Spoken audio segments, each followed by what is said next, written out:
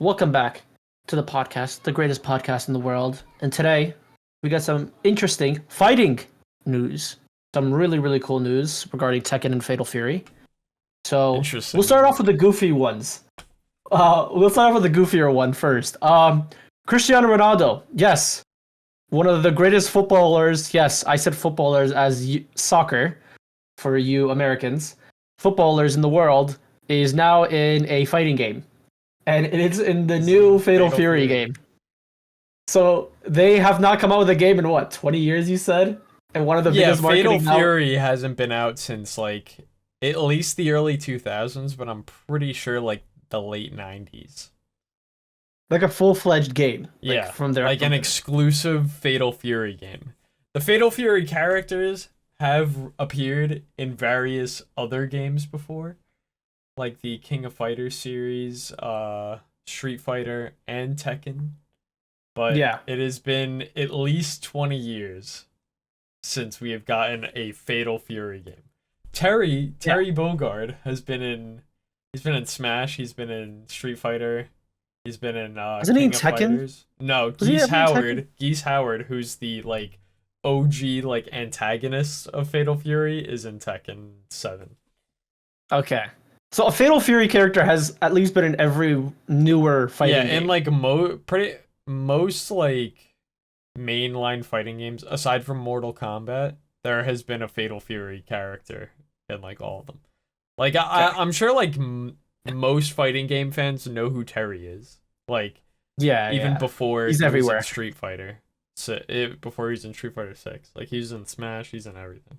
So yeah, I mean, we've seen it's been it's been hyped again. It's like what, the third most signed up game in Evo this year, and the game hasn't even fully come out yet.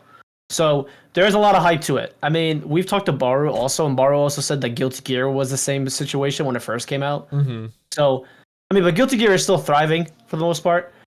But yeah, I mean, it's gonna be exciting. I mean, you've played the beta, so I haven't played the beta, so I can't really give my opinion on the game. But what do you think more about it? It's very Street Fighter. Like if you're like a Street Fighter fan, like it plays like almost the same. Like the systems are very similar. Like how the game feels and moves. I'm not like the biggest fan, honestly. But I'm dog shit at Street Fighter. I don't like Street Fighter, not because like I think it's a bad game.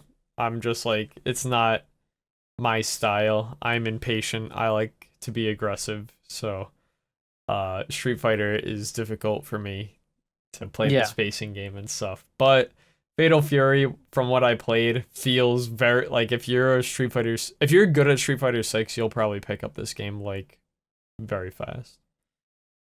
Yeah, I mean, I'm hoping the game will go well now that Cristiano Ronaldo is. Now, my thing is, are they gonna make him broken just because it's Cristiano Ronaldo? I don't they gonna know. Make him like mid-tier? And they're not just putting him in for like no reason. If I like remember correctly, he is a big fan of King of Fighters, and this is the same studio that makes King of Fighters, and he is an investor in their company.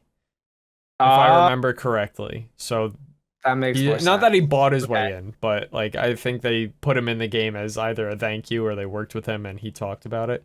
But like I believe he is an investor in SNK, but I feel like this is also such a smart plan for them so that like people who are a fan of soccer and stuff and are big Ronaldo fans might pick up the game just because he's in it.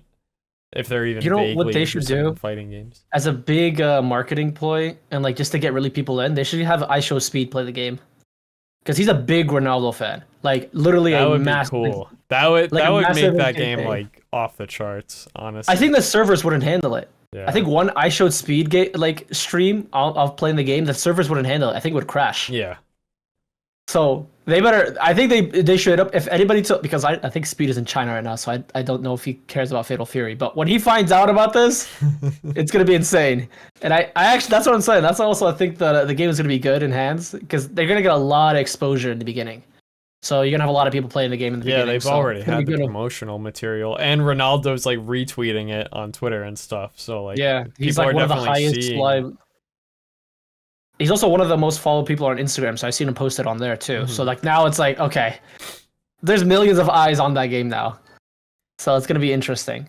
And now speaking, I know we planned something else to talk about, but this just came to my mind.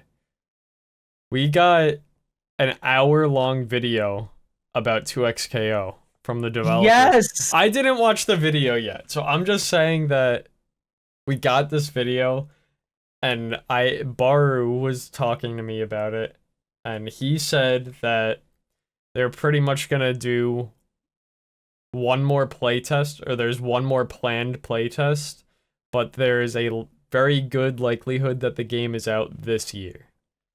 I think it's too late for Evo Vegas for it to be a main stage game, especially if they're doing another playtest. But I would not be surprised if they have it out fast enough so that there's maybe a side bracket for it in Evo France. Also, regarding that is, I mean, they're probably going to be like a booth in Evo. There's probably going to be a booth. Oh, there's no way they aren't. That shit. Yeah. So we are going to get like more tech. If you're going to be attending Evo, like you are going to see it. If they don't, that's going to be a missed opportunity. I mean, I could see maybe why not. They want to really focus on the game, but I feel like just having a playtest in the land of Vegas where all the fighting game freaks are, I feel like it would be a missed opportunity. But I've seen it, yeah, and I think they're adding ranked mode too to it. I saw like a snippet of it. Yeah, they have a whole ranked ladder. It's pretty much the same as League of Legends. Like the ranks are the same. Okay. The only difference is Challenger is specifically reserved for top 500. That's good. That's actually perfect. So then it gives like the top level players a reason to grind ranked. Yeah. Okay. That's something that I know a lot of the Tekken people have complained about, that once you reach the top rank, there's like no reason to keep playing because like you don't get anything. But do you think they'll do like a reward? For example, like you know how in Valorant you get like a gun buddy, or like I think League you get a banner, right, or something. Yeah, they probably will. I'm kind of curious what the skin are. You know what would be sick if they made it a skin. If you get top 500, you get like a skin for a certain Riot character. knows how to keep people in with giving them just enough free shit that it makes them want to keep playing. So like, yeah, I have no doubt that there will be ranked rewards. Baru also did show me that there are some new skins that they added, which I think is cool. They added skins from previous skin lines in League, but for new characters. So the one that Baru showed me was Pool Party Ari, where they have the pool party skins in League for Set, Caitlyn, I think Leona, Nar, maybe? Yeah, I think. A bunch of people, but Ari doesn't have one, but they gave Pool Party Ari one in 2XKO. So I think that's cool that they're kind of expanding that to the characters that are in. So yeah, okay. I still have yet to watch the video, so maybe we could talk about it again next week. After, but it's it's an hour-long video. They literally titled the video something like an hour of 2XKO updates, and it's from Riot. Like, so. At least we're getting something. I know Baro was complaining about it too. I think he was like kind of sad and like there wasn't really much updates. So like an hour-long update's a lot. And I mean, if I'm gonna be honest, so if the playtest is what, May? I don't know. No, I don't know if they said when. Apparently they said that they're having one more. But okay, so if the playtest is before June, I can see them maybe coming out, I don't know, November, maybe December, maybe like a full release date. Yeah, I think what I would say. Have it and then have a couple months to cook before. Yeah, I guess so, because the first playtest was pretty successful. A lot of issues with the game, a lot of issues with the characters, but they had a good amount of people talking about it, so that's good. And I definitely think so. It's gonna be great. I can't wait for it. Speaking of which, season 2 of Tekken. They didn't come out with the full thing. They came out with just snippets of what's gonna happen in season 2, which is a lot. But yeah, if the small stuff, they changed a bit of the UI. They showed a bit, which, I mean, I saw the video. It looks kind of sick. I mean, I never had an issue with the older UI, but this new one looks pretty sick. Yeah, well, I mean, some of the stuff with the the new UI and what we mean is like things that pop up on screen. Where like if you play Street Fighter or Guilty Gear, if you get like a counter hit, a thing comes up on screen and it says counter hit and whatever. In Tekken, that previously has never happened before. Or it doesn't, or in I know Street Fighter does this. I don't know about Strive, but Street Fighter, if you block something, it says punish. Like it says punish on the screen. So you know that that person could not have blocked what you did. Like yeah. Or in Tekken, it doesn't have that. Now the counter hit thing, I believe they said that there's a delay on when the counter hit thing specifically pops up. Because in Tekken, a big part of it is there are certain strings that you need to hit confirm that will give you the counter hit. For example, like Dragunov's 1-2-1 combo. It's just like 3 punches back to back. The third hit is only guaranteed on counter hit. And you have to know, based on the sound that it makes, if it's a counter hit. Like, so if you just do 1-2-1, they'll get hit by the first 2, but block the third, and then they could hit you. Like, it's punishable. But if you get the counter hit, like, you have to know, like, you have to hear it, and then not finish the string, only if you hear it. So what they're doing is the counter hit thing is coming up delayed. So it seems more spectator friendly, where they can tell that that's why that hit, but you still have to have the skill of hit confirming your counter hits and stuff like that. So 100%. I think that's cool, but the punish thing with it coming up is actually so huge because in Tekken, every character's got like 150 fucking moves, and half the people like on the characters, you don't fucking have any idea what the frame data is on them. So rather than hitting someone and going, huh, are they a stupid bear player and they mashed, or was that actually a punish? It fucking tells you. So that you don't have to go into the lab later and test your theory or something. So that the punish thing is actually so huge for learning the game. I'd say more at an intermediate level, because at a low level you're not really going to be like thinking about that as much, but as you're trying to learn the movesets of everyone, that's like huge. So that's really cool. Yeah.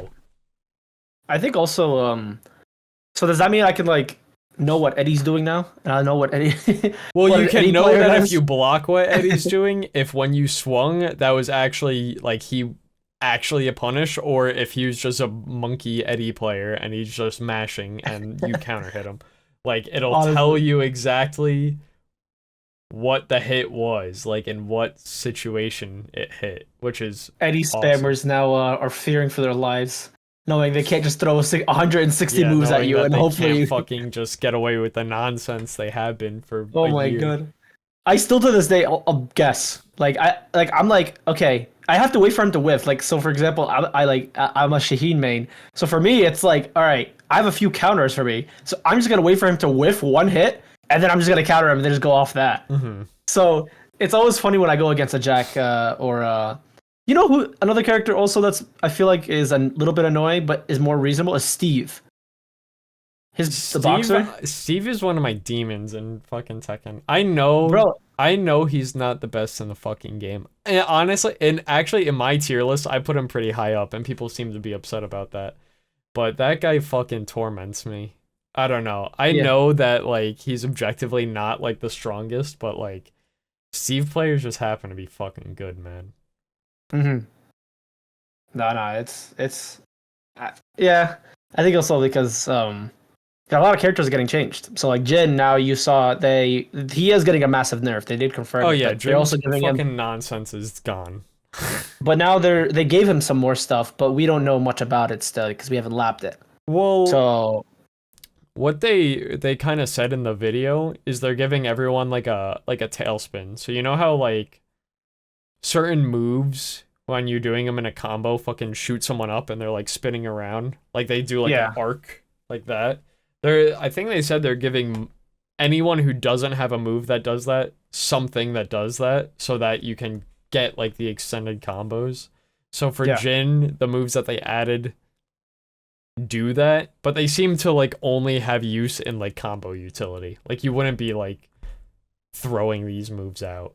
Like they're Yeah. unsafe. There's stuff like that. So I mean, yeah, but we still don't know like much details. I think they only showed like a few characters. They showed Reina, they showed Jin, they showed King. King. King is really the only one that I think is concerning as fuck. Like Yeah, bro, he was already like, I mean, if like for example at your level, you probably understand him a little bit and know what to tech and know how to counter him. But like for someone who's like my level or lower, like we're just still like, oh shit, they give him more shit. Like, well, I we have mean, to deal with honestly, now. the shit that they give him, like, at a low level doesn't, yeah, it doesn't fucking, like, affect anything because no one's teching the throw anyways. Like, there's no mix-up Yeah, in King's throws. It's, like, people just fucking eat them. No one knows how to tech it. But at, like, I'd say more like a mid to high level, King is fucking gonna be scary as fucking heat because they gave, well, for context, in Tekken, the throws are not, they're not homing. So the counter to throws at a higher level of play is to sidestep. You don't want to yeah. duck because duck opens you up to hop knee and stuff like that. So you sidestep if you don't want to get thrown. But they gave King these new throw, or they're not new throws, but they gave him his two most powerful throws are homing and heat. So if you sidestep, he Oh, says, "Nope, sorry, bud. I'm gonna grab you anyways." But it's not the fact that they're homing. It's the fact that because of how King works, his throws are mix-ups. So it might look like a 1+2 break, but it'll actually be a 1 break. But they gave some of these mix-up throws the homing thing. So you can't just option select them, like dodge everything by sidestepping. You have to, he has to grab you, and you gotta guess. And it yeah. wouldn't be a problem if one of these throws wasn't Giant Swing. And Giant Swing is the one where he picks you up by your fucking legs and swings you around 1,000 Oh times my and throws god. you. If you hit the wall, that shit hits like 80 damage. Like that's half your health bar gone. And that's a Uh, 50-50 throw that is homing now. so now, okay, And so it's a 50-50 throw. The break looks like a 1+2, but it's actually a 1 break. And it's homing, so you can't sidestep it. He can just run up to you and fucking grab you by the throat and then swing you the fuck around. And you gotta guess for your life. now I actually have to guess what King does now. Oh, unlucky. But no, that's yeah. I don't know what to feel about it. But well, I mean, we'll see. There wasn't really much in it. It was just the UIs, the character changes, like thing. They didn't really go. It was like a long stream, but they didn't go into much detail when it came to it. The streams are always so fucking long because they don't want to do a separate stream for Japanese and American audiences. So they do one stream and they say the fucking thing in Japanese and then they have a guy translate it and he says the same thing. Yeah. So the stream is really like twice as long as it should be. But yeah, they went for like, I'd say like in English, like an hour of changes, which is cool. But this is the same company that when you're playing the story, everyone's talking in their native tongue. So you'll see Eddie and Shaheen talk Brazilian and Arabic, and then fucking I don't know, Jin will come up and then he'll speak Japanese. But everyone knows, like I was actually playing the story like a couple days ago because I hadn't played the Tekken 8 one, and there's a scene with Jin, Leo, Azucena, and Hwoarang. And Hwoarang speaks Korean, Jin speaks Japanese, Azucena speaks Spanish, and Leo speaks German. And they're all just talking to each other in their native languages, but everyone knows what the fuck everyone's saying. You know, low key, that's kind of smart though. Like, yeah, then they just subtitle everything in English, and then it doesn't matter.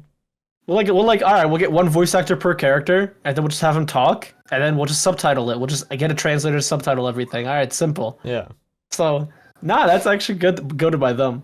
But no, yeah, I think the Tekken Season 2 looks good so far. We'll probably talk about it again even more when we get more detail about the nerfs and buffs that are happening. Mm-hmm. But for now, things look pretty cool. Jin's finally getting nerfed because in TWT, there was like 8 players. I think no, he was the most 4 out of the 8 character in the top 20 of TWT. Wasn't there like 4 out of 8 players play Jin in top 8? I don't know if it was 4 of 8, but I think it was like 8 out of 20 people. in the top Yeah. 20 played German. Okay. I don't know if it was that much in the top 8, but yeah. Like, He was insane. brain dead fucking So character. now at least there's more diverse. We're just hoping for more diversity in the game. Like make sure everyone can play it. But yeah, no, that's all the news for today. We have a few esports news. So I know the boys, the R6 boys, they start challengers in I believe 2 weeks, if I'm not mistaken, or in a week, give or take. We'll let you know. We'll like say it. But yeah, it'll be the R6 boys, and I believe the Valorant boys start their stage 2. And if I'm not mistaken, I can pull it up right now. They start on April 9th. So that's going to be from April 9th to May 29th. So the Valorant boys start their stage 2. So if you're a fan of R6 or are a fan of Valorant, the boys, big month for the boys starting April. And yeah, if you haven't won already, check out QORgaming.com/shop. Make sure to check it out. Thank you for QOR Gaming. You know, buy anything from there helps us out and really supports the brand and helps us go out and do everything. And we are also most likely going to be going to Toronto for Valorant. Me and Ennis, yeah. Yeah, so me and Danny are going to be going to Toronto and Valorant. If the tickets we're going to Valorant. drop below $400 a fucking piece. Yeah, so if they drop below, we're hopeful they are probably gonna drop, so we're just waiting on it. But we're most likely gonna be there. So if you guys see us there, I'll be in my core jersey. Yeah, we're gonna be wearing core merch anyway. So if you see anybody in core merch, that's probably us. Alrighty, guys. Bye bye. Bye bye.